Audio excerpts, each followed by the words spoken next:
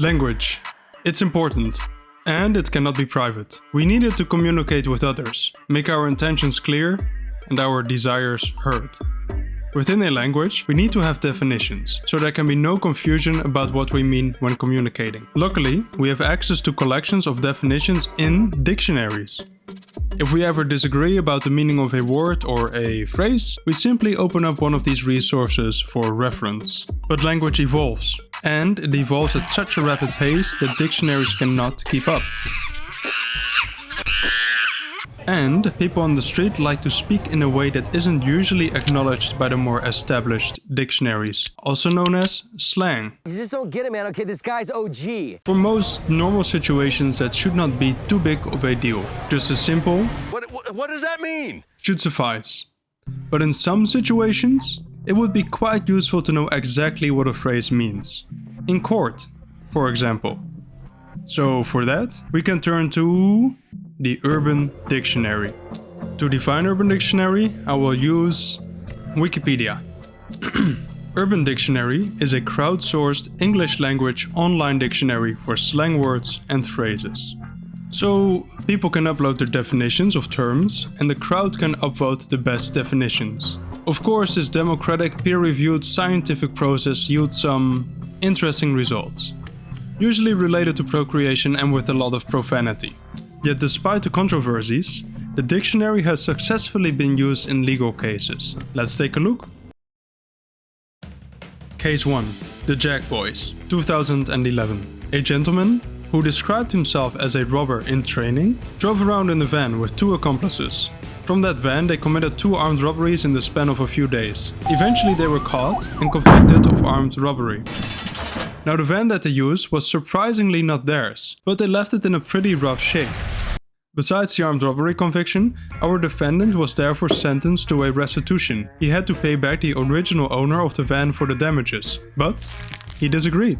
So he took it to court, trying to appeal the restitution. He lost because the court ruled that the van was inextricably linked to the robberies. And it was in this latter ruling, about the restitution, that Urban Dictionary was used. The defendant's accomplices had chosen a not so subtle name for themselves, the Jack Boys. Urban Dictionary was used to define the word jack here, primarily to create some context in the case. Jack means to steal or take from an unsuspecting person or store. Great marketing if you are in the industry. Case 2. Murk That. A man entered a gun store with a gun. He presented the gun to the clerk and showed him that the serial number had been filed off. He asked the person behind the counter, "Is this a problem?" And indeed it was. A big problem in fact, because it is illegal. So his gun was confiscated. Now he wasn't very happy about that and took to a public Facebook page to express his displeasure. He wrote, "That one in there got my pistol confiscated. I got plenty of guns, but I want to murk that." His rant was reported to the police, and the police consulted Urban Dictionary to learn what murk means. Basically to beat someone within an inch of their lives, which is also illegal. Our frustrated Facebook poster was then arrested and sentenced to some jail time.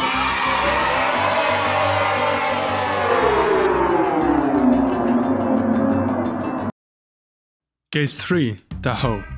An older gentleman in Nevada was very fond of his Chevrolet Tahoe. He decided he wanted to pay tribute to his car by putting the name Tahoe on his license plate. That one was unfortunately taken, so of course he settled for the second best option. Ho. Well, the Department of Motor Vehicles denied his request, and in doing so, they based their decision upon the Urban Dictionary. They looked at the dictionary's definition for the word ho, which refers to the oldest profession in the world. Deeming it inappropriate to have something like that on your car, the DMV ruled that the man was not allowed to have ho on his license plate. The gentleman did not agree with this interpretation and took it to court.